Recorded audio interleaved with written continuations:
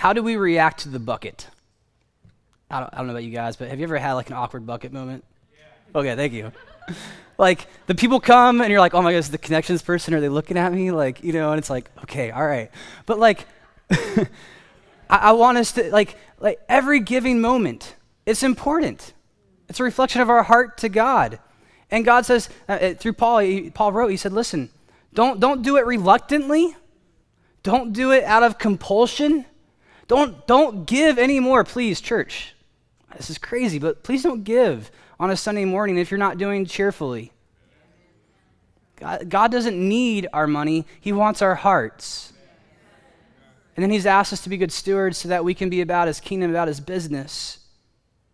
I personally, I don't give very often in the bucket anymore. And I had an awkward moment one time. I was like, oh man, what do people think? But this is what works for me. I sit down beginning of every month and I make a budget. I set aside for what I'm called to give in taxes. I set aside for what is God's. I set aside for what we're going to live off of and our bills and our costs. And I set aside for what I hope to save. And that right there has enabled me to give more cheerfully.